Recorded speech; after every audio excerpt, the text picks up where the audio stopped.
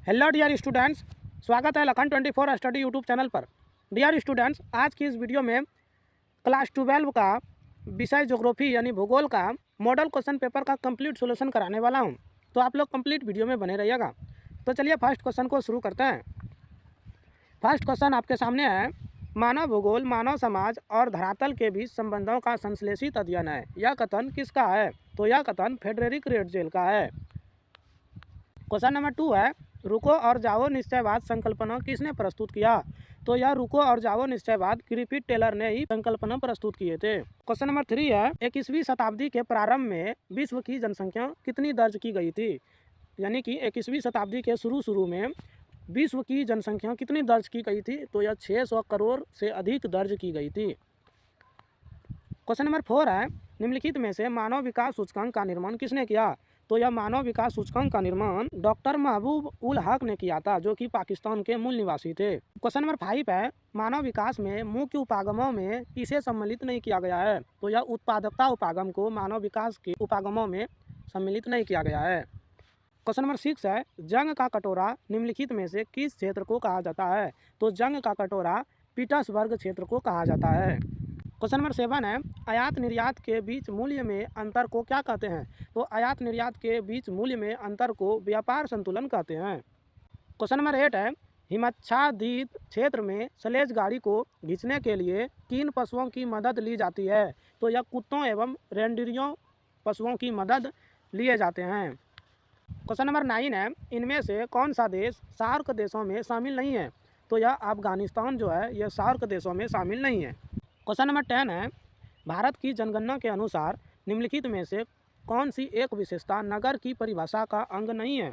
तो यह 75% से अधिक जनसंख्या का प्राथमिक खंड में संकलन होना, यह भारत की जनगणना के अनुसार नगर की परिभाषा का अंग नहीं है। क्वेश्चन नंबर 11 है, जमशेदपुर किस प्रकार का नगर है? तो जमशेदपुर औद्योगिक नगर है, जहाँ की उद्योग बड़ी बड़ी कंपनियाँ लगाई जाती है। क्वेश्चन नंबर 12 है, टुंड्रा क्षेत्र में एस्किमो द्वारा बर्फ के टुकड़ों से बनाए गए घर को क्या कहा जाता है? तो टुंड्रा क्षेत्र में एस्किमो द्वारा बर्फ के टुकड़ों से बनाए गए घर को इग्लू कहा जाता है। क्वेश्चन नंबर 13 है, निम्नलिखित बस्तियों के प्रतिरूप में से कौन सा सड़कों के किनारे विकसित होता है? तो देखिए, ये जो सड़कों के किनारे बस्तियाँ निवास करती है या विकसित होता है तो वह रैखिक प्रतिरूप का दिखलाता है। तो इसका राइट ऑप्शन डी नंबर सही है। क्वेश्चन नंबर 14 है, निम्नलिखित में से कौन सा सिंचित क्षेत्र में भूमि निम्नीकरण का मुख्य प्रकार है? तो यह मृदा लवणता जो है यह सिंचित क्षेत्र में भूमि निम्नीकरण का मुख्य प्रकार है। क्वेश्चन नंबर 15 है, सामूहिक कृषि को सोवियत संघ में किस नाम से जाना जाता है? तो सामूहिक कृषि को सोवियत संघ में कोलखवोज के नाम से जाना जाता है। क्वेश्चन नंबर 16 है, जल संसाधनों का संरक्षण क्यों जरूरी है? तो जल की कमी के लिए, बढ़ती मांग और तेजी से फैलते प्रदूषण की दृष्टि से, स्थानिक और ऋतुवत असमानता के लिए।